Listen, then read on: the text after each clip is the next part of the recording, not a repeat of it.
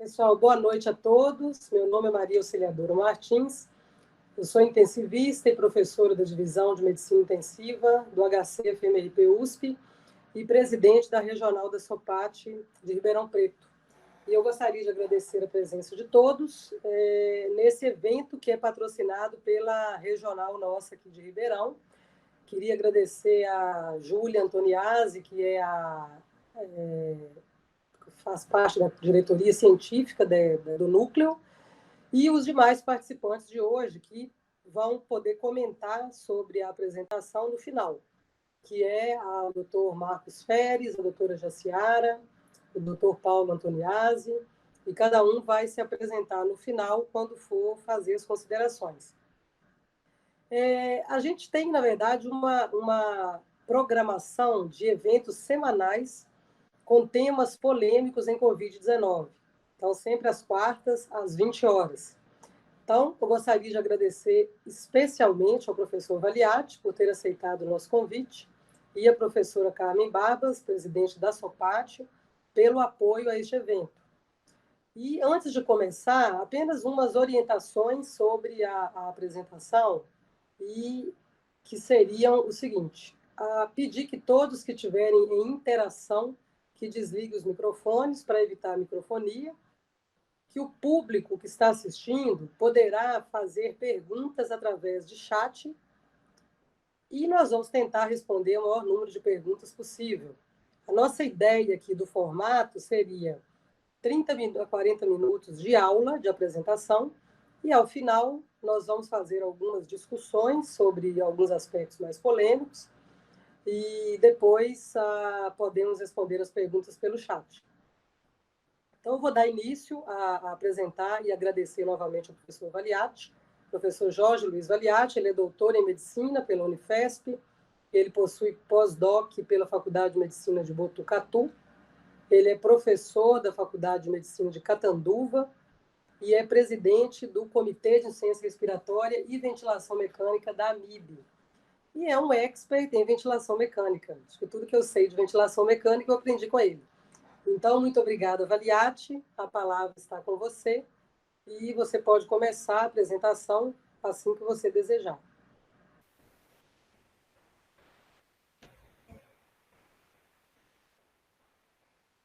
Ok? Todos veem a tela? Ok. Ok. Então, ótimo. Bom, então a gente vai conversar com vocês hoje a respeito de ventilação mecânica em pacientes críticos com Covid-19. Eu coloquei ali orientações, tá? Na verdade, quando a gente o Comitê de Ventilação Mecânica e Ciência Respiratória se reuniu, eu me lembro que com a ajuda inicialmente da professora Carmen, nós optamos por oferecer orientações, na verdade, porque é uma doença muito pouco conhecida. A gente não tinha ideia se realmente tudo aquilo que servia para tratar os pacientes mais graves serviam para tratar Covid-19.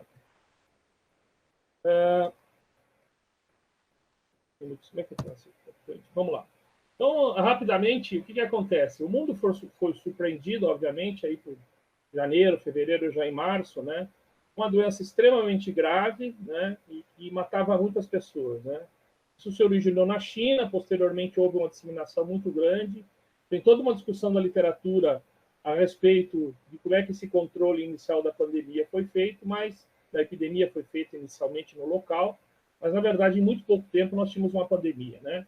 Os senhores perceberem aqui, né, é uma pandemia com situações bastante catastróficas, né? Apesar que as considerações iniciais, que era uma doença que muitas pessoas achavam que não era uma doença grave, né? Ela tinha um percentual de pacientes que se contaminavam e desenvolviam uma forma muito grave da doença. Se a gente olhar esse diapositivo, basicamente, aqui, lá dos primeiros casos, vocês observam que uma grande parte dos pacientes foram para a ventilação mecânica invasiva e aqueles indivíduos que haviam aí completado, né, o diagnóstico de síndrome de desconforto respiratório havia sido estabelecido pela classificação de Berlim, tinha uma alta mortalidade, né, 93% de mortalidade, que, obviamente, nós não observamos praticamente hoje em nenhuma situação na síndrome de desconforto respiratório, né? A mortalidade mesmo no Brasil, sendo uma mortalidade elevada, ela está por volta de 50%.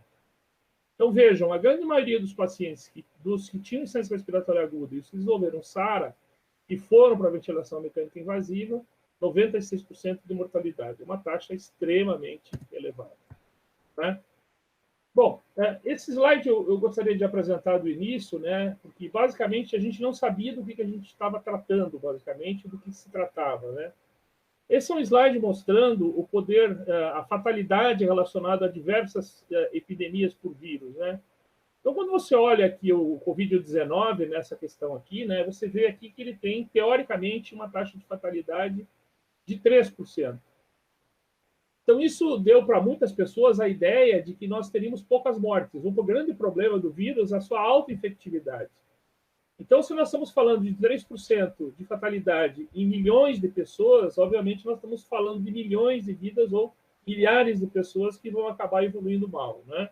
Aqui só uma comparação, para vocês terem uma ideia, uma doença, por exemplo, viral como a ebola, ela tem 70% de mortalidade, ela mata 70% dos pacientes, mas ela não tem esse poder de infectividade que tem aí o Covid-19. Então, por isso que ela se trata, obviamente, de uma catástrofe, né? Então, apesar de ela matar menos do que dos outros pacientes, o poder de infectividade dela é muito elevado. E 3% de milhares de milhões, obviamente, que é um número que qualquer sistema de saúde não estará preparado, obviamente, para poder responder a esse tipo de situação. Bom, como é que nós estamos do ponto de vista do tratamento farmacológico para a Covid-19, né? Onde nós estamos, na verdade, né? Eu achei interessante trazer esse slide, eu até coloco aqui a fonte dele, né, especificamente. E talvez o que a gente esteja vivendo nesse momento, e espero de uma maneira bastante mais rápida, né, a gente saia dessa situação, nós temos basicamente um elefante e nesse momento nós não sabemos exatamente como conter o elefante, né? Se nós vamos anticoagular os pacientes, que pacientes vamos anticoagular, que pacientes que se beneficiam de corticosteroide, qual dose. Se a cloroquina, nós já sabemos que a cloroquina em doses muito altas está associada à mortalidade, mas nós não sabemos do uso precoce da cloroquina, qual que vai ser a resposta em relação a isso, e agora os antirretrovirais. Então, na verdade, os antivirais, nós não temos um tratamento farmacológico para essa questão. E a maioria dos tratamentos, então, hoje colocados, são feitos, obviamente, com consentimento do paciente, né? Ou são feitos tratamentos compassivos. Quando a gente vai, então nós temos uma doença grave, que infecta rapidamente pacientes e profissionais de saúde, transforma nossas terapias intensivas, transforma a nossa função muito além da terapia intensiva, eu vou dizer isso ao final, né? Nós não teríamos, ninguém em pandemia tem o número suficiente de intensivistas para poder conter essa situação ou ajudar a tratar essa pandemia de uma situação mais confortável, né? Então, mas onde é que nós estamos em relação à ventilação mecânica? Bom, é muito importante aqui, eu gostaria de lembrar, que a análise da história, tudo aquilo que não foi feito ao longo da história, muitos dos senhores aí são protagonistas, inclusive, dessa história, serve para que a gente não repita erros do passado, né? Nós ventilamos os nossos pacientes nos últimos 50 anos de uma maneira muito ruim, né? E nós só fomos aprender a ventilar os pacientes de uma maneira mais gentil e delicada, eu diria, a partir dos momentos em que começa o entendimento da síndrome do desconforto respiratório. Então, se vocês observarem aqui esse esquema indicativo, né, das contribuições para o conhecimento da síndrome do desconforto, isso aqui, obviamente, se aplica à Covid, né? Então, nós não podemos colocar isso, obviamente, na lata de lixo. Então, o que nós podemos fazer? Exatamente aquilo que norteou a todos nós nos últimos anos, né? Então, nós sabemos, por exemplo, que nós temos uma classificação que não é a mais perfeita, mas ela evoluiu ao longo do tempo, e hoje existe a classificação de Berlim, com todos os seus problemas ainda, mas é o que nós temos. Nós aprendemos que o volume corrente tem que ser baixo, né? Isso começou no Brasil, é bom que se diga, né? E evoluiu para o resto do mundo. Nós temos uma discussão com bloqueio neuromuscular, mas na doença aqui especificamente, os senhores sabem que muitos pacientes precisam se efetivar o bloqueio neuromuscular, até porque vão ser pronados, obviamente, né? Então, nós ganhamos, ao longo do tempo, uma série de conhecimentos que não podem ser desprezados agora. Eu acredito que nós, intensivistas, né, temos a obrigação, né, de repassar esses conhecimentos para quem está na frente de batalha, na frente de luta. E os senhores não imaginam que, numa pandemia, né, nós teríamos aí uma situação de ter um intensivista para cada leito. ou que nós tenhamos, ou para cada 10 leitos, desculpem, ou nós tenhamos a possibilidade de fazer um tratamento muito dirigido para algumas pessoas. Na verdade, nós temos que ter um tratamento global para que a gente não leve a lesão pulmonar induzida pela ventilação mecânica. Eu acho que isso a gente consegue fazer bem, né? E, basicamente, tentar titular aqueles pacientes mais graves e mais críticos de uma maneira mais eficaz, mais efetiva. Tá? Eu só gostaria de lembrar, né? Então, nós sabemos que o volume corrente reduz, salva as pessoas. Nós já sabemos que a pressão de platô acima de 30, ela também reduz a mortalidade. Nós temos fortes evidências, e eu acho que nesse momento não se pode desconsiderar isso, né? Fortes evidências que a pressão de distensão tem que estar posicionada abaixo de 15, 16, né? Então, esse é um conceito, e esse é um conceito que eu estou mostrando aos senhores aqui, mais ou menos novo, né? Se é possível a gente dizer um conceito novo. Isso aqui foi a partir de 2017, né? Onde começou a se perceber que em animais, né, submetidos à ventilação espontânea, ou seja, exemplificando aqui, um doente que você não intuba e você permite que ele faça um grande esforço respiratório, né, um esforço inspiratório, que ele use a sua musculatura intercostal, ou mesmo que ele esteja em ventilação mecânica não invasiva, né, esses doentes, se fizerem grandes esforços, nós temos um problema muito sério do esforço excessivo, né? Isso acaba levando à negativação da pressão pleural, né?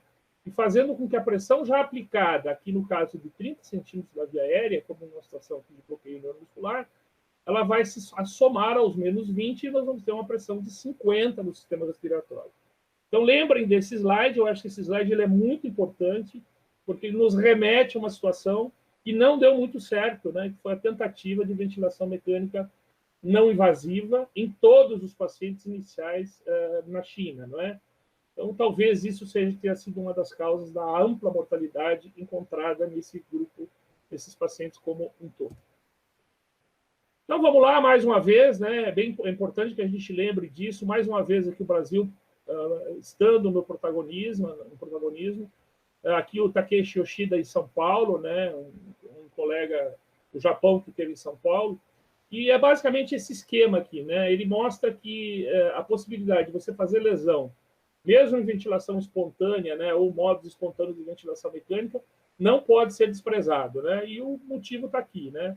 Quando eu faço esforço, né, na verdade, eu acabo criando uma grande pressão negativa pleural.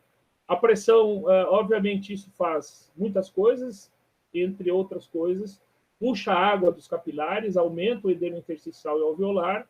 Então, esse trabalho respiratório excessivo, com certeza, ele é uma causa do que nós chamamos de VILI, né? Ou produz VILI, ou mais recentemente, produz o que nós chamamos de PCID, né? Então, aqui está mostrando, né, do estudo aí do Yoshida, mostrando exatamente essas áreas onde o grande esforço global ele acaba levando áreas de lesão pulmonar induzida aí mesmo na ventilação espontânea. Então, nós sabemos hoje que os pacientes têm uma lesão pulmonar inicial. Essa lesão pulmonar inicial, independente da causa, obviamente, se a lesão é pulmonar ou extrapulmonar, acaba ocorrendo um extravasamento pulmonar, um edema pulmonar de origem não cardiogênica. Isso leva a alterações de troca gasosa e mecânica pulmonar, né? Obviamente, isso acaba levando a shunt, espaço morto e áreas de pulmão absolutamente normal, né? A doença, a síndrome, de uma maneira geral, elas não são homogêneas, né? Isso aumenta o drive respiratório e isso pode provocar mais esforço respiratório do paciente e isso pode ocasionar o que nós chamamos de PCID. Então, só lembrando aqui, talvez nessa situação específica, isso aqui tenha tido uma influência muito importante nos casos que evoluíram muito mal, né? E ficaram em insuficiência respiratória talvez muito tempo, né? Fazendo um grande esforço muscular, e aí por vários mecanismos, né? Pela própria queda, aí, pelo aumento do volume corrente, exemplo, o paciente está em pressão de suporte, mas está gerando um volume corrente de 1000 ml, né? O efeito Pendeluft, muito bem mostrado aqui pelo grupo do Hospital das Clínicas, da Universidade de São Paulo, né? Mostrando lá no tomógrafo de impedância. Estudos já mostrando um grande aumento da pressão esofágica, aquelas coisas que nós não enxergamos normalmente. E tudo isso leva, basicamente, a um ciclo vicioso de agressão que deve ser interrompido. Outra coisa importante, esse slide aqui está um pouco fora de lugar, mas nós basicamente temos que entender que numa fase de pandemia, nós não temos como, na verdade, pensar naquela relação de um intensivista para cada 10 leitos, um enfermeiro no Brasil para cada 2, né? Tudo isso modifica-se a partir do momento de uma pandemia. Nós vamos ter uma quantidade muito grande de intensivistas, não intensivistas, que devem receber o treinamento básico de cuidados intensivos, como parte da preparação dos desastres. Esse é um slide que foi copiado do FDN, né, que é um curso, acho que a partir de agora todos nós deveríamos fazer, né, como é que nós lidamos com as catástrofes, e tentar padronizar, né, porque quando você tem protocolos registrados e padronizados, você teria uma redução da variabilidade de erros, né. Bom, o que a síndrome, o que nos mostrou também a Covid-19? Mostrou que o padrão radiológico havia uma grande variabilidade, né, de casos como o vidro fosco, como esse, por exemplo, a casos de colapso alveolar difuso, né, e inclusive com aqui relacionados ao decúbito, né. Então nós temos uma série de situações variáveis, mas o que nós temos aqui, na verdade, é insuficiência respiratória. E a insuficiência respiratória, independente se nós estamos tratando deste paciente ou se nós estamos tratando deste paciente, do paciente C, obviamente a estratégia protetora ela se impõe. É claro que nós poderíamos dizer que o paciente que está aqui, esse primeiro doente com padrão de vidro fosco, ele provavelmente não se beneficie de posição prona, né? Se eu tivesse a imagem na minha mão. Mas lembro, senhores, que muitas das vezes eu não vou ter a imagem na minha mão. Ou, na maioria das vezes, na imensa maioria das vezes, eu não vou ter a imagem do pulmão. Isso fez com que alguns autores, né, tenham, basicamente, Gattinoni, o grupo coordenado pelo professor Gattinoni, tenha descrito dois tipos que são bem antagônicos, né? Um tipo chamado L, né, e um tipo, basicamente, aí, um tipo chamado H, né? Só que, assim, a gente dividir o mundo em L e H é um pouco complicado, né? Então, porque isso pode ser o L que se transforma em H, ou pode ser um paciente que vai ficar em L continuamente, né? Mas há esses padrões bem díspares. Só que eu gostaria de lembrar que há uma quantidade enorme de padrões intermediários. Então, eu não acredito, eu estou falando que eu não acredito, que só esses dois padrões vão nos definir o que nós vamos fazer na condução dos casos, né? Então, esse grupo L, onde predomina o L de Gattinoni, predominaria mais esses infiltrados, na verdade, são pacientes que têm aqui, basicamente, uma baixa elastância, ou seja, tem uma alta complacência, eles são facilmente ventilados, nós não temos grandes pressões de platô. Eles, por outro lado, têm baixo poder de recrutabilidade, né? Se você aumenta a PIP dele ou diminui a PIP, não muda muito a nossa pressão, não muda muito o nosso drive pressure, né? Então, esses pacientes, eles deveriam ser, nessa situação, ventilados, com a estratégia protetora, como foi colocado.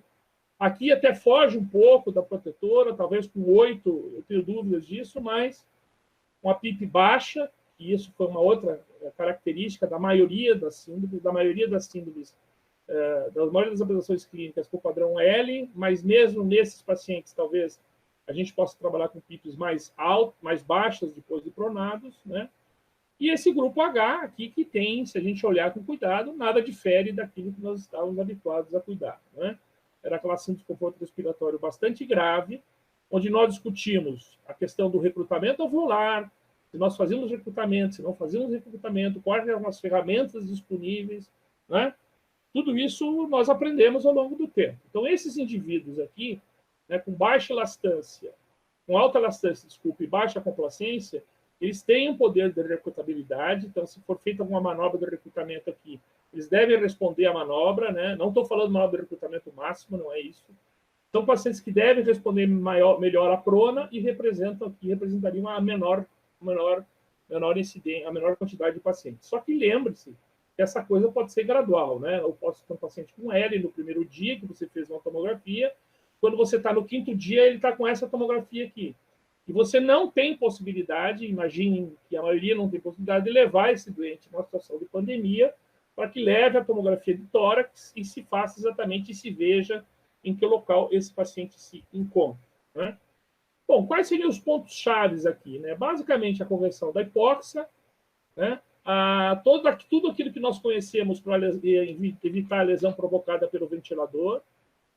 Evitar PAV. Aqui, como é que a gente evita PAV? É muito difícil, né, essa discussão da PAV, a pneumonia associada à ventilação mecânica, nesse momento. Mas aqui eu acho que é importante a gente se ater a um fenômeno. Nós não podemos, se o paciente tem condições de sair do ventilador ou de ir para um processo de desmame, nós não podemos retardar muito essa questão. Mesmo sabendo que a falha de desmame, né, e provavelmente mais talvez a falha de extubação, seja maior nesse grupo de pacientes. Mas não é adequado também que você esqueça o paciente no leito, né, a partir do momento de dizer, não, essa ventilação mecânica é prolongada, então nós vamos ter que ter um tempo de ventilação mecânica bem longo, né? Nós sabemos que o tempo é mais longo, mas nós temos que aqui, obviamente, ver os pacientes que se recuperam mais rápido e não retardar a questão da extubação. É claro que tem aqui um problema, nós temos dificuldades com o uso da ventilação mecânica não invasiva, basicamente por causa da transmissão infecciosa. E aqui alguma coisa que a gente não deve abrir mão, obviamente, é da paramentação adequada, né? Porque a transmissão é muito elevada e isso se mostrou muito alto nos profissionais da China, nos profissionais da Itália e agora também no Brasil, né? Nós estamos vendo aí uma quantidade grande de profissionais que foram infectados aí durante o seu trabalho.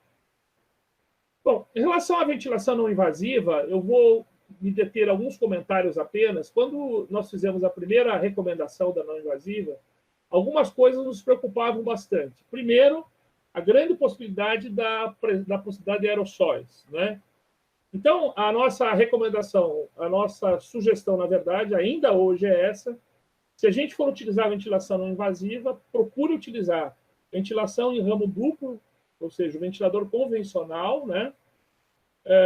De preferência com software de ventilação não invasiva, isso pode não estar disponível, mas é muito importante a presença do filtro EPA no ramo respiratório. Então, nós não recomendamos, a gente não continua recomendando, se não tiver uma situação ideal, que eu faça a ventilação mecânica não invasiva.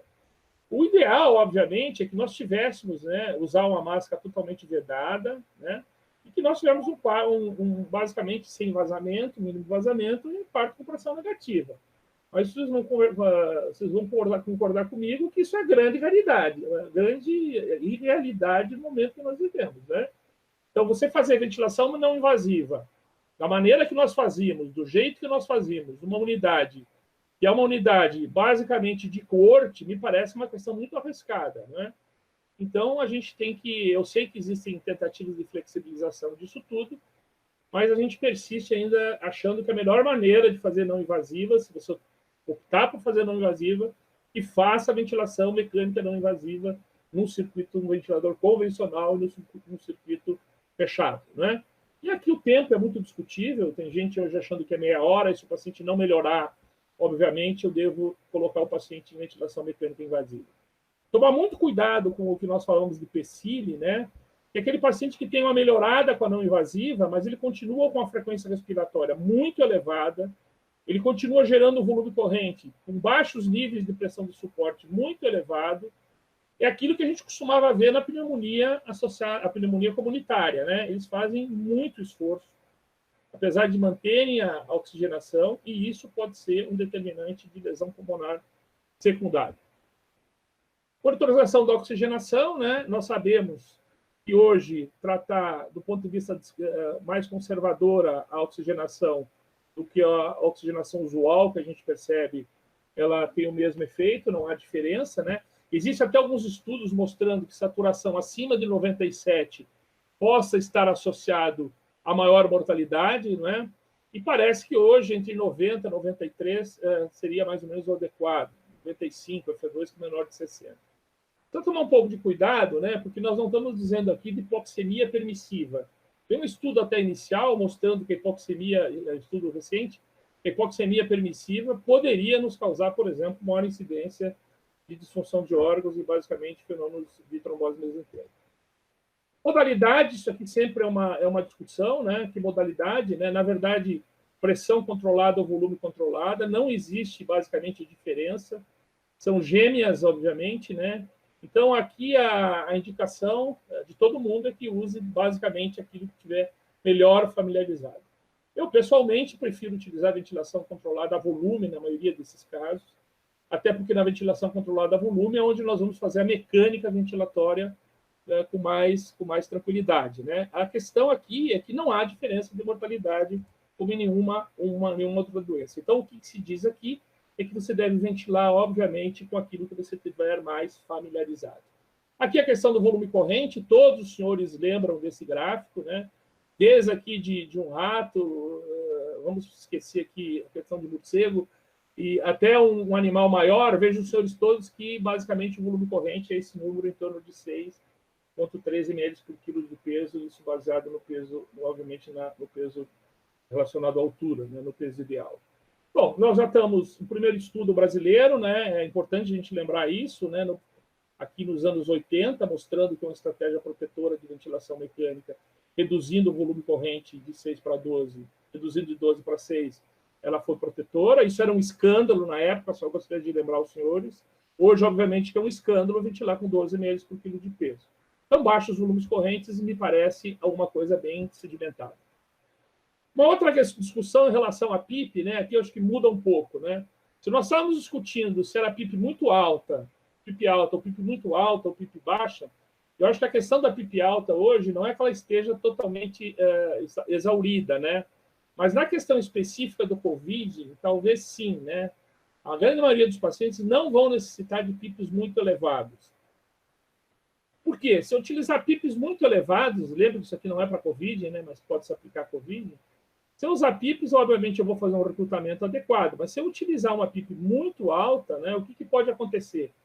Então, a PIP ela tem uma proteção, né? Nós sabemos que com a ampla faixa existe uma proteção. Todos os estudos mostram que o uso de PIP é protetor em relação ao desenvolvimento da lesão pulmonar.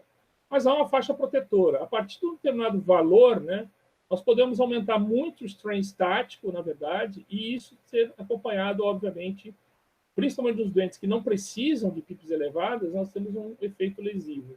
E da mesma maneira, se nós não usarmos PIP nenhuma, então nós teremos aí, obviamente, a possibilidade de lesão provocada pelo ventilador, né? Eu me lembro daquele gráfico que acho que logo vai aparecer lá na Itália, que existem pacientes que estavam sendo ventilados com 4 ml por quilo, 4 centímetros de água de PIP, o que é considerado uma PIP extremamente baixa, né? Então, a questão do approach do pulmão aberto ou não, vai ter que, talvez, num segundo momento, nós possamos fazer, e a gente vai ver isso até o final, que nós podemos tentar fazer uma maneira um pouco mais ajustada de encontrar a PIP ideal sem grandes tecnologias, tá? Então, isso aqui é importante, em pulmões sem alterações da mecânica ventilatória, obviamente, nós já sabíamos disso, PIPs elevados comprometem a hemodinâmica, e, obviamente, comprometem aí os pulmões e nós vamos ter uma situação catastrófica. Em relação à PIP, né, a primeira discussão é o que fazer, né? Eu me lembro que quando a gente colocou as primeiras recomendações, né, nós não tínhamos, ninguém tinha noção disso. A primeira tabela FO2-PIP a ser utilizada. E por que tabela? Vejam, nós estamos numa situação de pandemia. Numa situação de pandemia, obviamente, se você tem um grande número de pacientes, dificilmente você vai conseguir levar todos os pacientes para a tomografia, mesmo tendo tomografia. Ou se você tem impedância elétrica, dificilmente vai conseguir colocar os pacientes em impedância elétrica, que obviamente não é uma realidade brasileira. Então, nós recomendamos de início aquela primeira tabela, a tabela de PIP mais elevado. Posteriormente, muito rapidamente, substituímos essa tabela, que é a tabela de Saralev, né, da ArtsNet, e basicamente relacionando o valor de PIP, o valor valor de PIP com a variação da FO2. Essa tabela tem um problema, né? Ela é muito boa para o ajuste inicial, mas é provável que ela superestime a PIP, né? E veja os senhores aqui, um paciente com 0,8 de FO2 estaria usando 14, 0,7 já teria com 14. Então, há fortes indícios que essa tabela aqui, no COVID-19, ela possa, na realidade, hiperestimar a PIP, né? A gente está usando PIPs mais elevadas do que deveria. Qual que é o problema? Está exatamente nessa área aqui, né? É uma área onde a PIP deixa de ser protetora e ela começa a provocar hiperdistensão. Mas essa tabela é muito importante, principalmente para o ajuste inicial da ventilação mecânica, né? Assim que o paciente é entubado e é colocado em ventilação mecânica, essa tabela pode orientar, né? E aí, usando a tabela para orientar, você pode, posteriormente, depois de sair dessa situação, que é bastante complicada, né, que é a questão da intubação, todos os cuidados da intubação, você vai individualizar essa PIP depois de uma maneira mais... Você vai fazer uma individuação caso a caso, se for possível, né? Então, provavelmente, PIPs de 14 a 16 sejam PIPs muito elevados, mesmo para a fração expirada de 100%. Talvez isso aqui não seja adequado. Talvez esses pacientes não devam se utilizar isso e deveriam ter sido pronados, obviamente, anteriormente a aumentar PIPs para esses valores. Bom, é muito importante, né, a gente discutir a questão da pressão de platô, lembrar de onde vem isso, vem de todos aqueles estudos que foram favoráveis à estratégia mais ou menos protetora, e o que se observou ali em todos os estudos foi que a pressão de platô, isso aqui não é um número que foi obtido, então, de maneira retrospectiva, mas que a pressão de platô acima de 30 estava associada, então, a uma mortalidade mais elevada. Aqui, ó, independente da doença. Estou falando de desconforto respiratório. Então, me parece que nós não temos por que duvidar que a pressão de platô esteja abaixo de 30 centímetros de ar. Isso também aconteceu, basicamente, né, no ARDSNet, isso foi visto também, né? E aqui só confirmando aqueles achados do grupo brasileiro de alguns anos atrás, né, antes de aparecer o estudo maior, que realmente o volume corrente de 12 para 6 está associado a melhor prognóstico. Então, isso são coisas que a gente não pode esquecer ao longo do tempo. Bom, então é importante individualizar. Outro fator importante, que apesar de a gente não ter um grande número de estudos não randomizados, basicamente do ponto de vista de deixar alguém com drive pressure maior, drive pressure menor, eu acho que isso do ponto de vista de questão ética é até complicado, né, já que a gente tem evidências em larga escala, mesmo retrospectivas, que drive pressure abaixo de 15, acima de 15 pode ser lesivo, né? Mas é importante lembrar que, então, nós temos evidências muito grandes hoje para trabalhar com a pressão de extensão abaixo de 15, 16, pelo menos. Então, é isso que a gente deve fazer, basicamente, né? Então, só aqui lembrar, né, mais uma vez, o grupo brasileiro da Universidade de São Paulo, né, da USP, mostrando, né, esse estudo aqui, capitaneado pelo Marcelo, é retrospectivo, obviamente, mas mostrando que existe um grupo de pacientes que se beneficiam, obviamente, de aumento da PIP, né? Eu acho que isso que a gente precisa individualizar nesses pacientes, né? Se eu tenho um paciente com COVID e eu vou aumentando a PIP progressivamente, esse paciente vai diminuindo a variação, vai diminuindo o drive pressure, isso significa que eu estou abrindo o pulmão, provavelmente, e não estou provocando hiperdistensão. Se eu estiver aumentando a PIP do indivíduo e esse indivíduo estiver aumentando a sua pressão de platô ou aumentando o drive pressure, né, ou mantendo o drive pressure, mas aumentando a pressão de platô, é um doente que talvez não faça muita diferença, mas também vai aumentar a pressão de platô. E, na verdade, existe um grupo, né, em que você, ao aumentar a PIP, você aumenta a pressão de platô e aumenta o drive pressure. Então, esse grupo aqui, nós poderíamos, de uma maneira individualizada, impedir de ventilar os pacientes com esse tipo de padrão. Porque aqui nós teríamos uma mortalidade maior. Então, deveríamos usar esse tipo de situação para, após aquele ajuste inicial da tabela, tentarmos fazermos um ajuste mais fino da PIP. E aí não precisaria, né, fazer cálculo de complacência para todas as pessoas. Bastaria nós oscilarmos a PIP, sempre lembrando aqui de uma maneira decremental, né, e baixando a PIP abaixo de 18 e baixando progressivamente até nós termos o melhor drive de pressão, né, o menor drive de pressão, desculpa. Então, aqui mostrando o que foi observado no estudo do Amato, mostrando, outros estudos mostraram 16, outros mostraram 14, mas ninguém nega, obviamente, que há uma relação direta, né, ou indireta, quanto maior o drive de pressão, maior a mortalidade. A gente deve trabalhar, então, numa zona segura. Então, isso nós não podemos esquecer, obviamente, quando estamos ventilando os pacientes com Covid.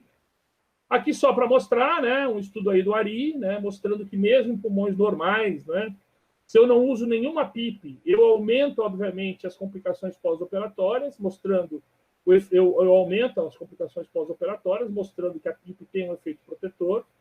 Se eu uso um PIP, a drive pressure cai, diminui muito as complicações pós-operatórias nesses doentes.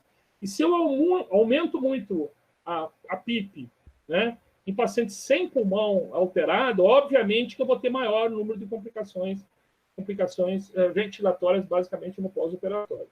Então, mesmo no pulmão normal, né, é importante a utilização de PIP, né, e deve aqui, no caso, guiado pela Driving Pressure, que eu acho que é uma bela de uma ferramenta para a gente poder aqui trabalhar nesses pacientes com Covid. Então, vamos lembrar a equipe de saúde, lembrar que os intensivistas vão ter que gerenciar emergências agudas, ventilação, consulta de cuidados intensivos. Grande parte dos indivíduos que vão estar na frente de batalha são não intensivistas e que a gente precisa fazer protocolos para que todo mundo siga. Então, aqui, basicamente, é a mesma coisa da Driving Pressure.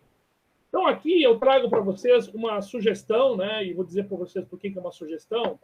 Nós pegamos isso aqui da Secretaria de Estado de São Paulo, da Saúde de São Paulo.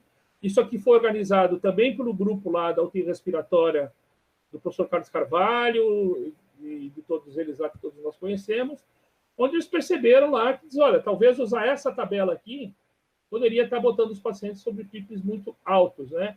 Isso foi percebido de início, né?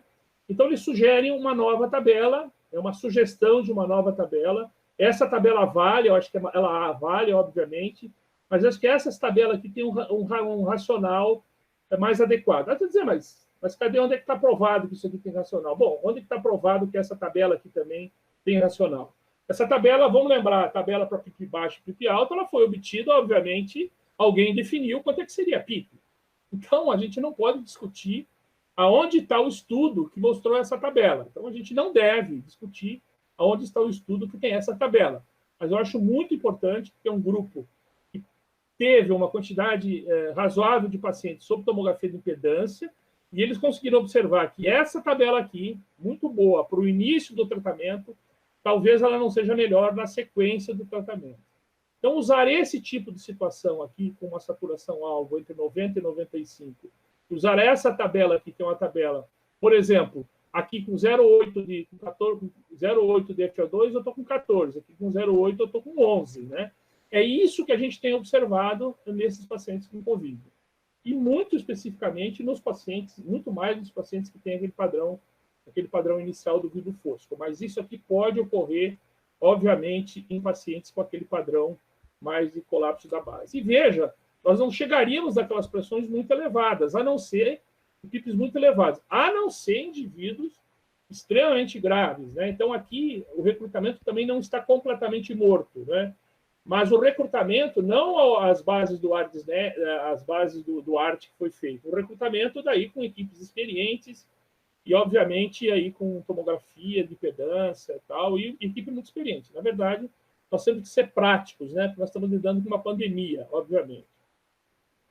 Então, aqui em VCV fica muito fácil da gente fazer isso, né?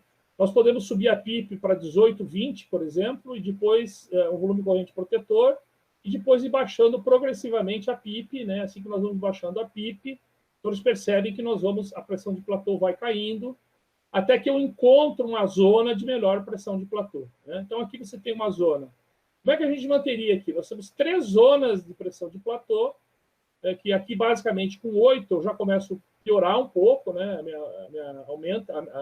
Fica mais elevada a minha drive de pressão, então eu deveria aqui trabalhar em um desses 3 níveis, talvez trabalhar em 14, né? Mas evitar o 15, evitar a pressão de platô de 23, quer dizer, eu acho aqui mais facilmente um valor mais ou menos na melhor drive de pressão, no caso aqui de 14. 1 a 3 minutos é suficiente, né? Tem gente que acha que isso pode ser menor para a gente poder ganhar tempo aqui, mas você ter pelo menos 1, 2, 3, 4, 5 pontos para tentar definir qual que seria a melhor faixa de PIP aí, baseado por uma coisa extremamente simples, baseado numa coisa que é possível fazer em beira de leito, né? Isso é possível se fazer em beira de leito, e é basicamente fácil de fazer, né? É você fazer isso de uma maneira decremental, encontrar o melhor da V-pressure para aquela situação específica. Ah, mas se eu tiver impressão controlada? Bom, impressão controlada, lembrem que a pressão de distensão, ela não é a pressão controlada. Na verdade, ela não é a diferença entre a pressão mais alta da pressão controlada e a pressão de PIP, não é o drive de pressão. Na verdade, é a diferença entre a máxima e a mínima. Nós temos que ter uma situação de fluxo zero, né? Então, eu não acho mais adequado medir complacência do sistema respiratório usando esse sistema, né? Mas aqui, na verdade, o que a gente perceberia, né? Teoricamente, o doente que tivesse a menor PIP associado aqui ao melhor volume corrente, né? mas vejam que isso é de uma maneira indireta, né? Eu tenho uma PIP, que quando eu reduzo a PIP, o volume corrente aumenta. Então, isso significa, obviamente, que eu estaria trabalhando numa área de melhor área de recrutamento. A gente sugere que seja feito em volume controlado. Posição prona, a gente não tem nenhuma dúvida sobre isso, basicamente a partir do estudo Proceva. Vejam os senhores aqui, e nesse grupo aqui da lombardia, a quantidade de pacientes pronados foi muito alta, né? Foi muito alta, né? Quase 30% dos pacientes foram pronados. E a prona não tem muita discussão, né? Nós sabemos que a prona reduz a mortalidade a partir do estudo Proceva e ela tem que ser aplicada. Obviamente, os pacientes mais responsivos são aqueles pacientes que estão naquele padrão que a gente tem lá do padrão de H de Gattinone. O problema é que nós não temos tomografia para saber em que padrão ele está. Então, como é que nós vamos saber disso? Os pacientes que têm complacência pulmonar muito ruim e não respondem a variações de PIP, obviamente, esses indivíduos têm que ser pronados. Mas o critério de pronação aqui, basicamente, é a relação PO2/FO2. Se é abaixo de 150, abaixo de 120, isso é bastante variável. Só nós estamos concluindo aqui a monitorização do CO2, né? Vejam, depende da produção e aqui a eliminação. Quando nós usamos a estratégia protetora, obviamente, nós temos a chance de provocar hipercapnia e, portanto, os fenômenos decorrentes da hipercapnia, e a mesma coisa os fenômenos decorrentes da hipocapnia, né? Na verdade, a hipercapnia ela é tolerada, ela não é objetivo, né? Lembre que nós podemos aumentar aqui a frequência respiratória. É muito difícil nós sabermos o impacto desse aumento da frequência respiratória até 30, mas aparentemente isso não traz grandes problemas e nós aceitamos um pouco de hipercapnia permissiva. Bom, aqui só para lembrar, né, está um pouco desfocado, a questão dos vazamentos, né, são fundamentais, né, a gente observar as curvas aqui no caso, uma curva de volume e tempo mostrando o grande do vazamento, né, isso é muito importante, e nós temos que tomar muito cuidado com isso, né, porque nós temos um problema muito sério com relação a isso. Por quê? Porque nós temos um alto poder de infectividade. Então, tomar cuidado, olhar essas curvas, olhar se o problema não está, basicamente, no sensor, muitos sensores às vezes estão alterados. Uma dica, se você tiver um volume que não chega ao zero, você pode tentar fazer uma pausa inspiratória. Se a pausa inspiratória se manter, você, obviamente, provavelmente não tem vazamento, tem um problema da leitura da válvula. Porque lembrem vocês que o volume não é medido, o volume expiratório, ele é calculado multiplicando o fluxo exalatório aí pelo tempo, que vai dar o volume, né? Então, você pode ter um defeito na válvula, mostrando que aparentemente tem vazamento. O que eu faço? Faço uma pausa inspiratória. Se não tiver, se mostrar um platô bem definido, provavelmente é um problema do sensor de fluxo. Então, aqui, em resumo, né, VCV ou PCV, sempre 6 ml por quilo, baixo de 6 por quilo, 4. Pressão de platô, a mais baixa possível, abaixo de 30. Lembrar de trabalhar com FO2 abaixo de 60 e talvez tolerar aqui 90, 93. Usar a tabela ARDSNet de início e depois tentar adequar o menor gravity pressure. Acho interessante essa ideia. E quando nós usamos só a tabela e esquecemos o doente na tabela, provavelmente você vai ter um problema de estar usando picos muito mais altos. Limitar o drive pressure, isso reduzindo o volume corrente, obviamente é fundamental. Posição prona, nós já falamos, 16 a 24 horas. A gente, 2 ou 3 pacientes aqui ficaram em posição prona muito mais tempo, 30 horas, né? Não tivemos complicações, 2 doentes responsivos, né? A frequência respiratória mais elevada e, obviamente, a menor saturação possível para manter a oxigenação. Eu só gostaria de lembrar, né, que eu acho que a partir de hoje, né, todos nós que, quando esse curso foi trazido para o Brasil, eu me lembro, Paulo Antoniazzi, mais os colegas trouxeram esse curso para o Brasil, eles trouxeram o curso num momento de pandemia, num momento de tragédia, desculpem. Eu me lembro exatamente que eles tinham acabado de chegar dos Estados Unidos, quando nós tivemos aquele grande desastre lá em Santa Maria. Eu acho que esse curso aqui é fundamental, inclusive para muitos dos nossos intensivistas, e até dizem, não, nós teremos que ter mais intensivistas. Eu concordo, mas só que no momento do gerenciamento de catástrofes, você pode ter o número suficiente de intensivistas que você tiver, que você não vai dar conta. Então, vejam bem aqui, isso aqui é uma situação de o que acontece com as equipes hierárquicas quando você tem você tem uma epidemia, por exemplo, uma pandemia, por exemplo, aqui como houve por influenza. Veja, o médico intensivista agora, não é ele que vai estar na beira do leito a maioria das vezes. Quem vai estar no comando das equipes é um outro médico, a maioria das vezes não intensivista. Esse intensivista precisa, obviamente, dormir, então nós temos um problema hoje de colegas fazendo plantões de 24, 48 horas, eles têm uma maior chance de burnout, têm uma maior chance de se infectar. E lembrar que o colega bem orientado em beira de leito pode fazer, sim, a sua função. Então, vejam, aqui nós estamos colocando um time lá fora do país, né? Onde eu tenho um médico aqui, um terapeuta respiratório, e no Brasil a gente sabe que é um médico para 10, uma enfermeira para cada 2, 4 pacientes, um para cada 4 e tal, já é uma situação difícil para nós, né? E agora, quando nós vamos, então, para uma estratégia de pandemia, né? Provavelmente nós vamos ser muito mais eficazes aqui, ó. Claro, conduzindo nossas equipes. Existem locais onde eu tenho muitos profissionais treinados, então, obviamente, todas as equipes vão ser chefiadas por intensivistas, mas nós temos que respeitar a questão do trabalho, o tempo de trabalho e proteger nossas equipes. Então, nunca nós fomos tão importantes como produzir treinamento intensivo para essas pessoas que não são intensivistas. Vejam aqui, isso é sugerido aqui para 24 leitos, né? Um médico para 24 leitos, essa quantidade aqui de vários outros profissionais para 24 leitos. E, na verdade, isso aqui, a maioria das vezes, é o que nós temos hoje no Brasil, né? Fugindo das regras que a Anvisa, felizmente, agora parece que sepultou aquela mudança da RDC, né? Espero, sinceramente, que em cova muito profunda. Então, nós estamos aqui, ó. É muito importante isso que nós estamos fazendo e nós vamos ser muito mais importantes vivos aqui, principalmente os mais idosos, vivos aqui, treinando essas pessoas, do que às vezes está na linha de frente e trazendo um resultado muito ruim de contaminação. Isso eu já falei. Então, as questões chaves, os desastres são suscetíveis a extrapolar a nossa capacidade. Nós temos que incorporar medidas para avaliar rapidamente a demanda. Nós vamos usar áreas fora da UTI e nós vamos ser as pessoas que provavelmente vão ajudar a treinar essas outras pessoas. Eu nunca trabalhei tanto na minha vida como estou trabalhando agora na fase de home office, e isso é uma função muito importante de todos nós. Espero brevemente, né, que muito rapidamente termine tudo isso, né?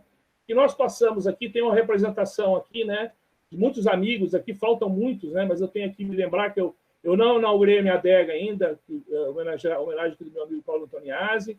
Eu preciso me encontrar com os meus amigos do Venute, voltar a encontrar o Marcelo, ir lá para a Escola Paulista de Medicina, rever os funcionários, ver aqui o meu amigo Marcos Feres produzindo conosco lá em Barretos, voltar ao convívio social e, basicamente, poder rever a família com mais tranquilidade, né? A dona Sônia, hoje, está de aniversário, né? Eu me lembro que ontem foi aniversário da professora Carmen Barbas, né? Minha mãe é hoje, dia 6 de maio, e que possa rever a minha filha o mais rapidamente possível. E, para encerrar definitivamente, eu não pedi licença, obviamente, porque não precisava, eu sei que ela está bem, né? E tomara que a gente tenha cenas como essa a partir de agora, né? Aqui a volta, né, da professora Carmen às nossas discussões, conduzindo a sua parte, com certeza, nos próximos anos, com muita maestria. Obrigado a todos.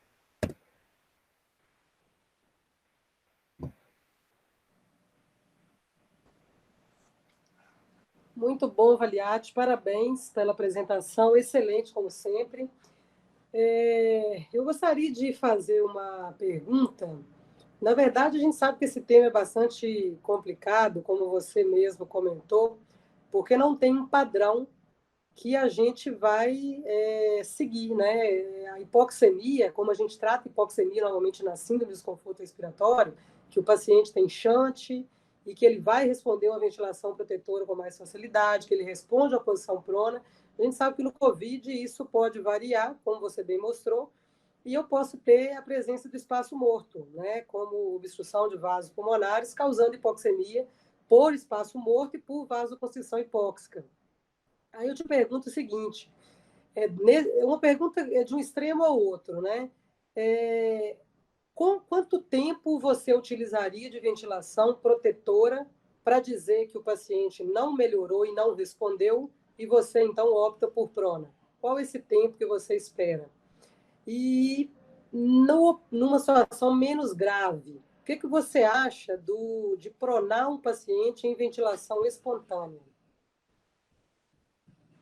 Bom, essa resposta é uma resposta difícil, né? Eu acho que se o paciente... Eu ajustei a tabela baseado primeiro naquela tabela FO2 PIP que foi colocada, que é uma tabela muito boa para a gente poder definir de uma maneira rápida, né, para as equipes que acabaram de entubar e ventilar. A partir daí, esses doentes que são entubados e ventilados, obviamente, eles vão ser profundamente sedados, né? Não tem como não ser sedados. Vão ser profundamente sedados, né? Eu faria logo em seguida aí uma tentativa de ajustar, né, a PIP, se é possível naquele momento, pelo volume de pacientes que você tem, tentar ajustar a PIP para uma PIP baseada nessa última questão que eu falei, né, baseado no drive de pressão, que eu acho que é a única coisa que nós temos hoje para fazer em beira de leito. Não precisa fazer a complacência estática, matematicamente é quase que a mesma coisa. Eu deixaria esse doente pelo menos aí em 4 horas. Se em 4 horas ele permanecer, mas isso na verdade não tem tempo, né? Não tem tempo definido. Mas se em 4 horas ele permanecer aí com a relação PO2 a FiO2 baixa, abaixo de 150, e eu acho que é importante, né? Se eu tiver uma tomografia de início, ela pode me ajudar. E se na tomografia de início, assim que ele for entubado, eu percebo que o padrão é um padrão característico daquele colapso do sistema respiratório das bases, eu não vou ter muita dúvida que esse paciente vai ser respondedor à prona. O problema é quando eu não tenho, obviamente, esse padrão, né? E aí o que vai me dizer se ele vai ser pronável ou não? Vai responder à prona ou não? Na verdade, eu acho que você vai ter indícios, né? Aqueles que têm complacência pulmonar muito ruim vão se beneficiar de prona. Mas só gostaria de lembrar que a prona aqui, o critério de pronar é a relação PO2 barra FiO2. Né? Então, eu acho que o tempo aí, 4 a 6 horas, é um tempo suficiente para você tomar uma decisão. Se você retardar muito dessa decisão, talvez não seja mais eficaz a questão da manobra. Só cuidado, né? Prona, existe um vídeo aí bem colocado, 2 vídeos, um lá do HC de Porto Alegre, outro vídeo aí cedido pelo Isola, e que a gente não pode, na verdade, não tem que tudo tem que estar preparado, a equipe tem que estar paramentada. O que a gente tem visto hoje, que são muitas equipes que nunca pronaram ninguém, né? Tem que fazer o treinamento específico, e se tem uma coisa que nós não podemos, na verdade, aí, nós não podemos ter nenhum tipo de situação, é não nos protegermos, né? Lembrar, logo depois que você pronou também, que as pessoas fiquem no quarto posicionadas, né? Para ver se o paciente não está entre aqueles 20% de pacientes que precisam, depois de algum tempo, serem novamente reposicionados em posição supina. Né? O tempo que a gente tem esperado é 4 horas, mas é muito variável, acho que não há um consenso sobre isso. Eu não sei se você respondeu, minha conexão caiu com relação à prona no paciente não entubado.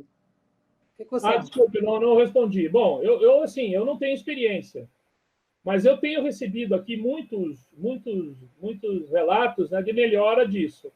Eu não vejo nenhum problema, desde que esse dente não tenha a sua segurança, porque não só a posição prona, inclusive a própria posição no leito, existem algumas posições que estão associadas a melhor oxigenação. Se esse indivíduo ficar pronado, ele está lá usando o oxigênio dele confortável, ele ficou confortável, tudo bem, não vejo nenhum problema de usar prona. Tem ciência para isso? Não, nós temos observação. Mas observação não é ciência? É ciência também, mas é observatória, né? Não tem estudos para isso, né? Mas eu tenho visto muita gente com bons relatos. O que a gente não pode fazer é protelar muito, né? Uma decisão mais, assim, deixar o doente lá, e muitos melhoram, depois pioram muito rapidamente. Eu acho que a posição é possível fazer, mas tomar muito cuidado de não retardar a intubação. Ok. Pessoal, se alguém quiser fazer mais algum comentário, alguma pergunta, estejam aí à vontade.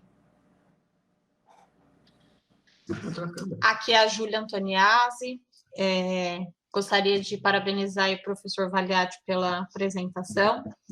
E queria saber o que você acha sobre o tempo para a gente indicar traqueostomia. Essa é uma dúvida que tem sido bem frequente aí nesses pacientes com ventilação mecânica prolongada. Eu tinha pedido para não fazerem perguntas difíceis para mim, né? Mas não tem resposta para te dizer. Você percebe, eu tenho visto alguns pacientes recuperados, né? Muitos recuperados, que ficaram 18, 19 dias entubados e ventilados, depois que entubados e ventilados, 4, 5 dias depois vão para casa. Eu acho que a gente não tem aí um tempo. Eu acho que esse tempo Eu acho que não dá para usar o tempo de 12 dias, como a gente normalmente fazia, 10 a 12 dias, né? Eu acho que esse tempo, é claro, se o paciente começa a desenvolver muita rolha, fica muito complicado a manipulação desses indivíduos. Mas desde que, primeiro, lembrar, né, eu tenho que estar com a PIP mais baixa, né? Tem que estar com a fração inspirada mais baixa, né? Mas eu tenho a tendência que eu tenho seria protelar um pouco mais do que a gente tem aí para indicar realmente a traqueostomia.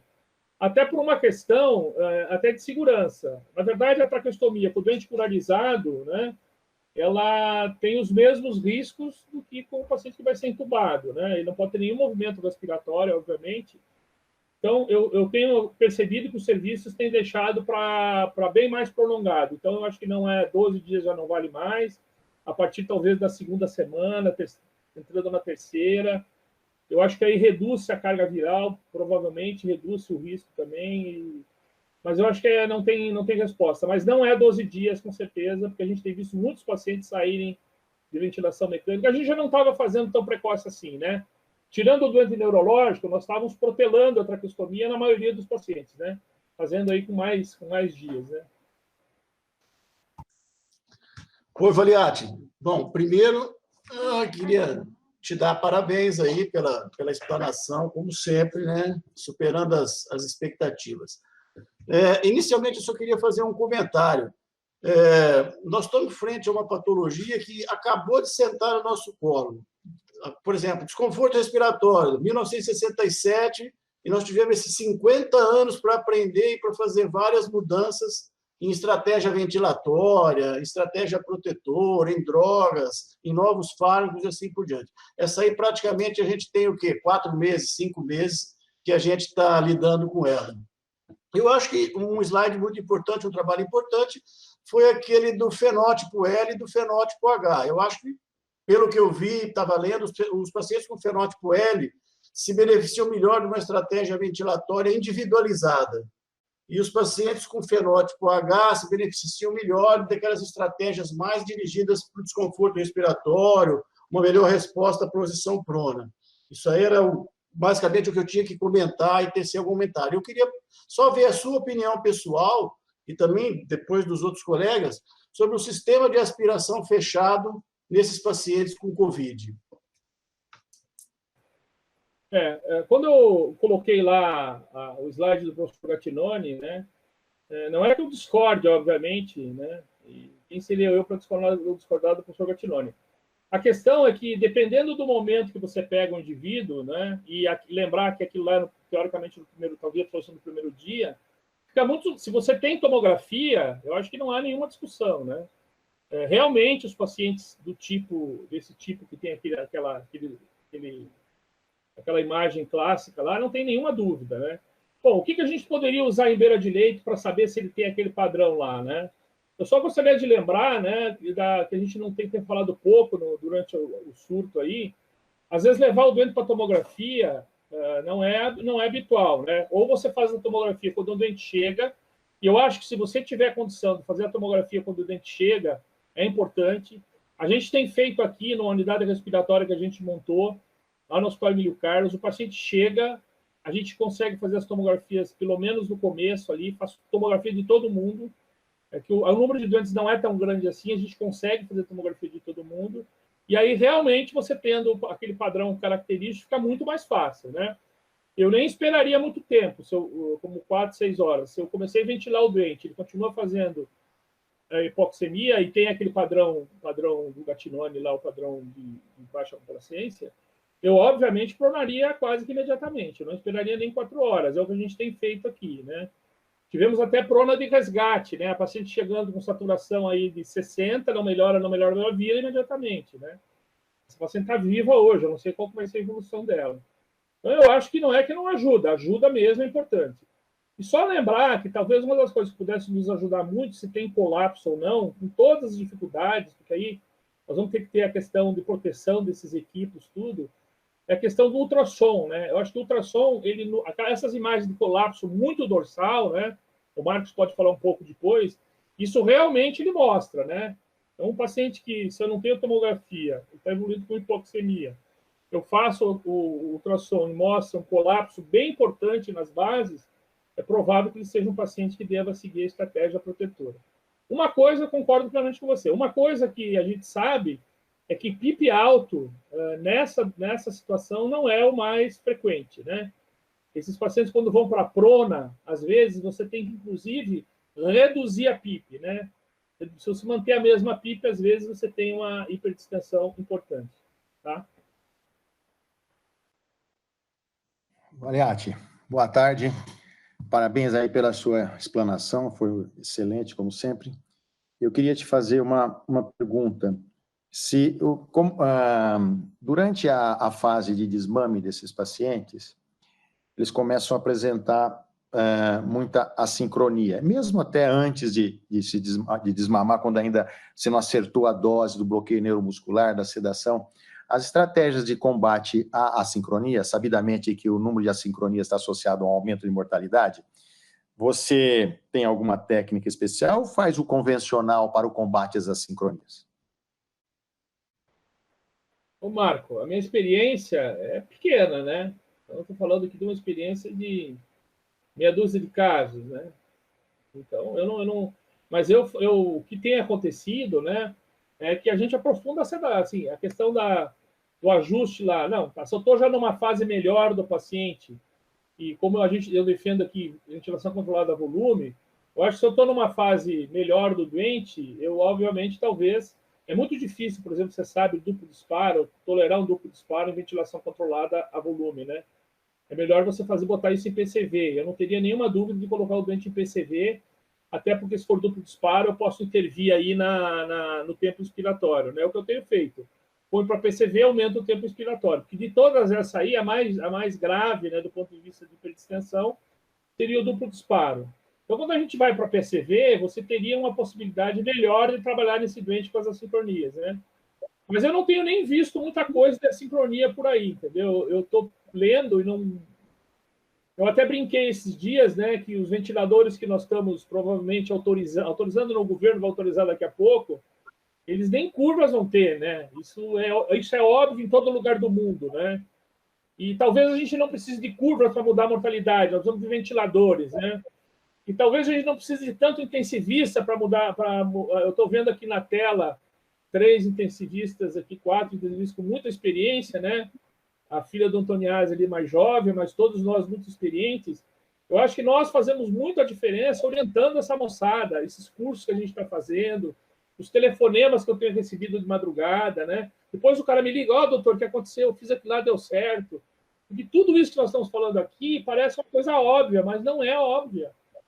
Não é óbvio para as pessoas, desde o volume corrente não é óbvio, né? Pessoas que nunca tinham pronado, digo, olha, vocês nunca pronaram, mandei os vídeos para eles, treinem a prona, treinaram, chegou o próximo doente, foram pronados, entendeu? Eu não faria nada diferente, Marcos, até porque não sei, entendeu? Se a sincronia já é difícil sem essa coisa, imagina com essa coisa. Então, eu acho que a gente tem que fazer o que é normal. Quando o doente começa a entrar no ventilador, os módulos limitados à pressão, né? Ciclado a tempo, no caso do PCV. Tomar um pouco de cuidado com a pressão suporte, né? Isso já foi dito lá, não sei naquele slide lá, e que essa questão do volume corrente muito alto, né? Se ele gera um volume corrente muito alto, e às vezes tem aquela agonia, né? O paciente acorda, está melhor, e as pessoas ficam lá, vamos tirar isso do ventilador, e vamos deixar em pressão suporte. Eu acho que o doente que está customizado, tanto faz se ele está em pressão suporte ou não está, a gente tem que tomar muito cuidado com a pressão suporte e aí de não piorar a lesão. Mas é a mesma coisa. Eu faria a mesma coisa com essa vasta experiência com Covid que eu tenho. Valiati, Jaciara, aqui de Ribeirão Preto. Tudo bem, querido. Nossa, excelente apresentação. Eu queria fazer um comentário só. As pessoas têm muito receio, é claro, pelo risco de contaminação, do uso da ventilação não invasiva.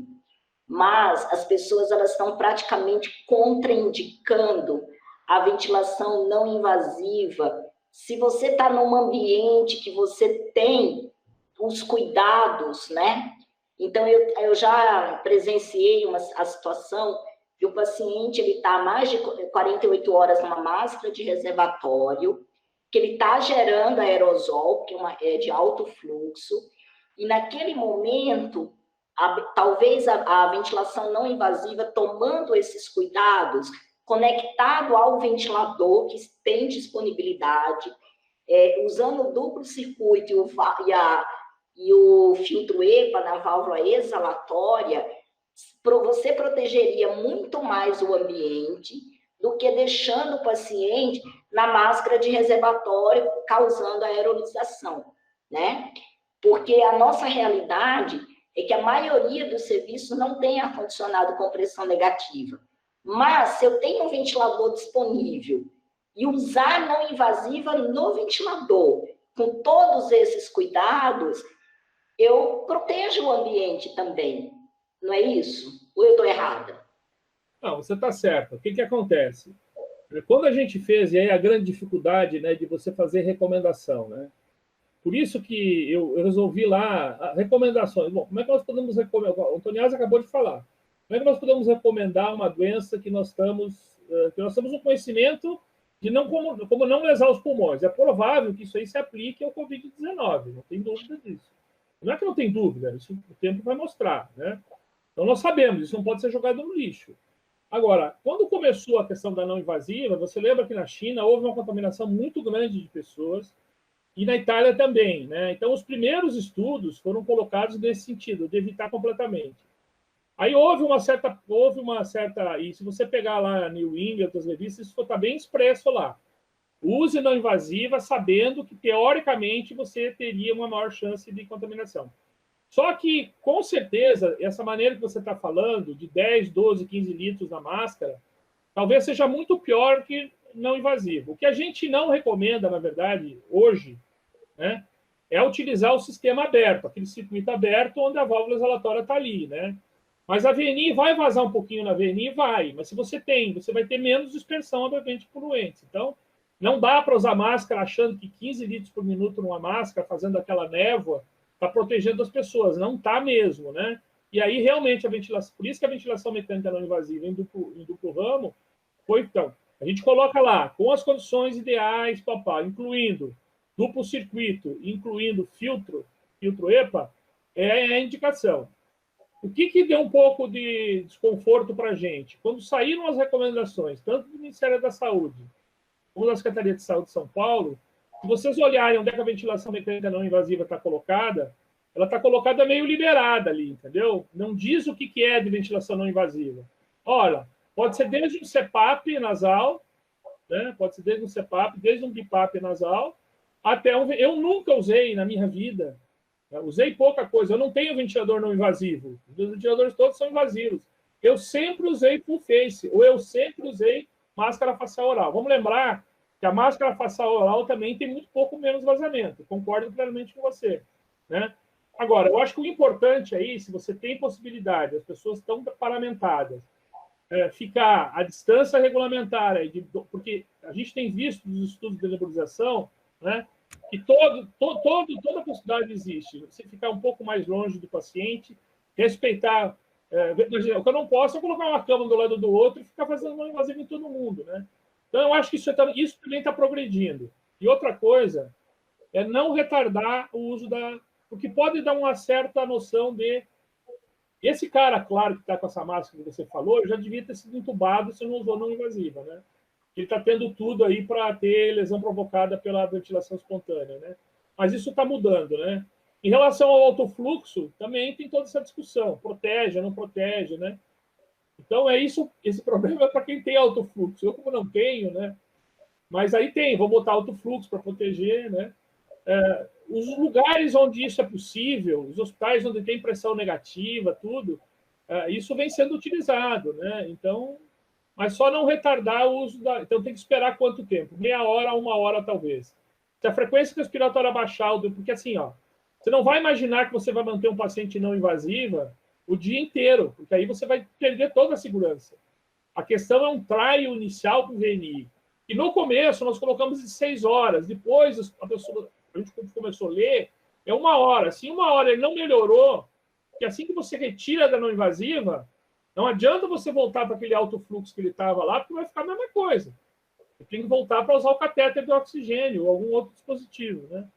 Então, essas coisas realmente não têm respostas, mas eu acho assim, muitas coisas foram propostas, né? Aquela tenda que colocaram lá, nós nos posicionamos contrário àquilo lá, está ocorrendo processos no Brasil inteiro, tem gente que está tardando intubação e tem pacientes morrendo, né? E a MIB tinha que se posicionar. Porque para onde vai aquele Covid que fica ali? Eu vou criar um covidário ali embaixo daquela máscara? Quem que vai levantar aquela tenda depois, entendeu? Então, é claro que uma tenda protegida deveria funcionar, né? Você tem uma tenda protegida, como esses quartos de transmissão de pacientes, né?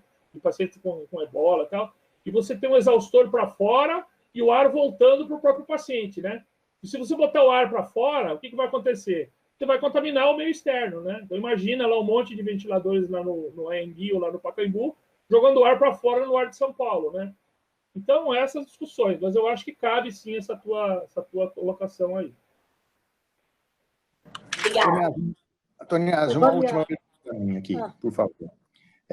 Com relação ao Valiati, a reintubação, pacientes que, na hora na sua evolução de ventilação mecânica, chega um momento, ou a rolha entope, ou então você programa o desmame e eles têm uma grande falha de extubação e tem que ser reintubado.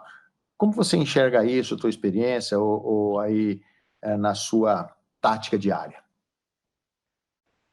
Bom, eu não estubei ninguém ainda, tá? Eu não estudei ninguém ainda.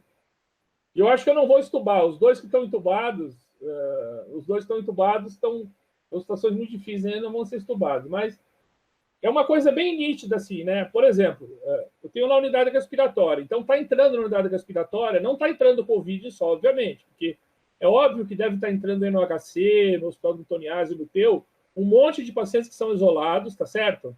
E aí depois você termina, você descarta. Você fez o PCR, você fez a IgE, você descartou, você tem que tirar esse doente daí. E primeiro, se você não tirar ele daí, a família não pode visitar, você tem toda uma questão ética e de você manter um doente com Covid negativo no meio de um covidário, mesmo com todos os cuidados, né? Você vai tirar ele daí. É muito interessante que hoje nós tivemos uma paciente que foi estubada lá, né? E ela estava já alguns 2 dias para ser estubada, né? E aí eu digo, olha, essa imagem aqui não é de Covid, mas imagem também não quer dizer nada, né? Aí eu digo, mas por que ela não saiu do ventilador? Aí disseram, não, doutor, nós estamos esperando sair a imunoglobulina, né? Aí hoje saiu a imunoglobulina, quando eu liguei lá, não, ela foi estubada à noite. Falei, mas quem que foi o anjo que estubou? Não, veio a imunoglobulina dela, e a paciente estava ótima com cateter de oxigênio hoje. Ou broncoaspiração, né? Então a gente está sendo atropelado, mas isso é normal. Os serviços que são referência estão sendo atropelados por esse monte de paciente que não tem doença. E, às vezes, o médico do paciente com PCR negativo e com IgM teima que o doente tem PCR porque a imagem parece, mas isso não existe, entendeu? Se todos esses kits forem falhos, bom, aí não tem saída, né? A gente não tem como... Existe a discussão dos kits, né?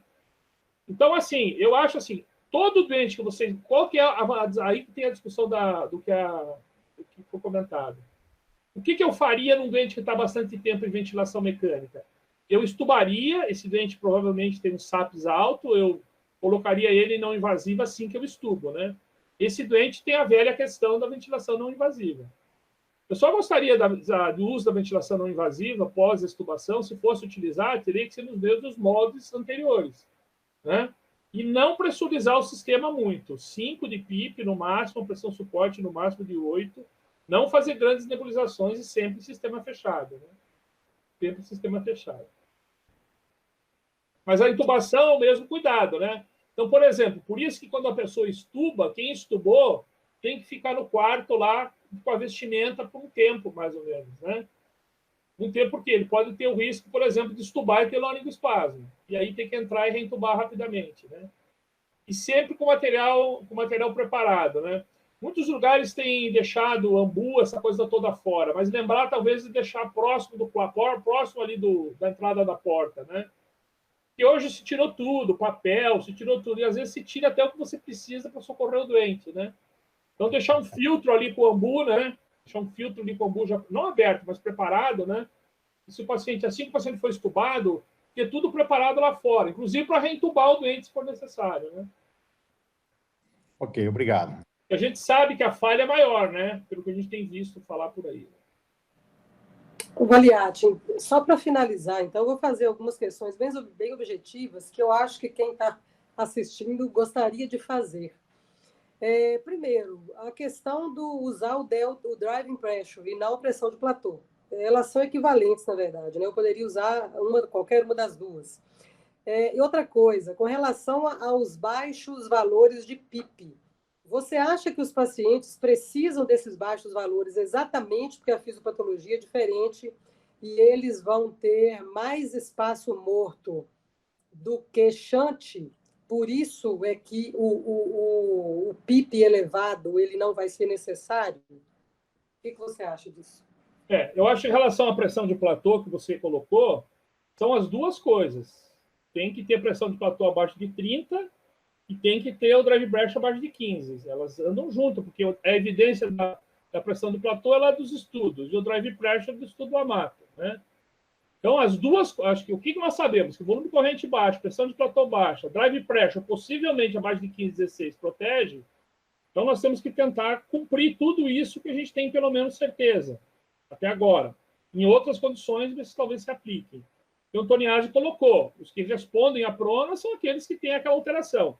Se você tem tomografia, muito que bem. Se chegou com aquela tomografia, eu jamais ia ficar fazendo manobra de tentar melhorar, aumentar esse pulmão de alguma maneira. Eu botaria numa PIP fixa lá, pela tabela, tentaria arrumar um pouquinho aí, fazendo aquilo que eu falei do PIP decremental, e se não melhorasse, eu pornaria imediatamente, 3, 4 horas, né? E eu acho que essa hipótese que você coloca é perfeitamente viável, né? Nós estamos discutindo aqui, a doença é uma doença respiratória, obviamente, mas ela é uma doença sistêmica, né? A gente ataca todos os órgãos aí, há uma série de disfunções orgânicas que a gente nem conhece e nem sabe, né? Por exemplo, por que os doentes ficam dispneicos e não sentem dispneia, né? Tem taquipneia e não tem sentem dispneia? Parece uma alteração do sistema nervoso central. Por que o paciente fica muito taquipneico e não reclama? É mais um motivo, né? Então, provavelmente, esses pacientes que esse critério, que a dispneia era aquilo que eu deveria procurar o hospital, a gente está aprendendo que talvez isso é válido para a população, mas talvez não seja o ideal. Vocês perceberem o que os japoneses estão fazendo? Estão distribuindo, vocês devem ter percebido, nos locais que eles deixam os pacientes menos graves, hotéis, às vezes alguns lugares, estão dando oxímetro para o cidadão, né? Então, se a oximetria do cidadão começa a cair, né?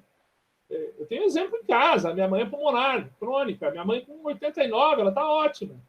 Agora, um paciente que é agudo com 89, ele está na beira do precipício, concorda comigo? E aí ele fica com aquela sensação que ele não tem dispneia, obviamente, e não vai procurar. Então, por isso que chegam essas tomografias para a gente, as que eu tenho visto, tudo infiltrado, o paciente está com apneico, você pergunta para ele se ele tem dispneia, ele diz, não, começou agora, doutor. Mas não começou ontem? Não começou ontem. Isso que você fala, eu não tenho ciência para te falar isso, mas eu acho que é muito provável. Eu devo ter trombose aí, e isso você vai ter muito espaço morto, e por isso que a PIP mais elevada pode, inclusive, piorar o indivíduo, né? E se eu aumentar, um indicativo, se eu aumentar a PIP e o paciente começar a subir o gás carbônico, aí eu não tenho dúvida nenhuma que eu tenho espaço morto, tá?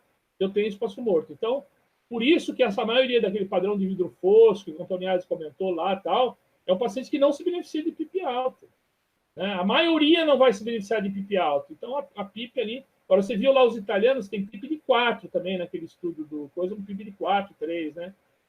Mas a PIP aqui realmente é a PIP média, né? Então, qual que é a nossa obrigação como especialistas?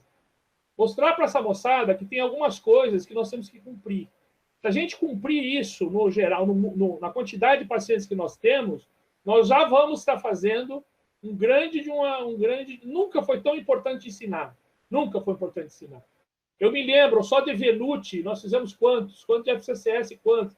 Isso tudo está trazendo uma repercussão agora. A gente não sabe, mas está, né? FDM aí, eu vou fazer esse curso amanhã, tá? Eu fui ler essa apostila aí, Antoniazzi, agora recentemente. Está tudo lá como a gente organiza uma UTI. Está tudo lá, e a gente não sabe, né? A gente não sabe. Então, é uma mudança de paradigma aí, né? As equipes, o treinamento. Então, esses dias teve uma discussão na MIB, num site de discussão lá, que foi meio acalorada.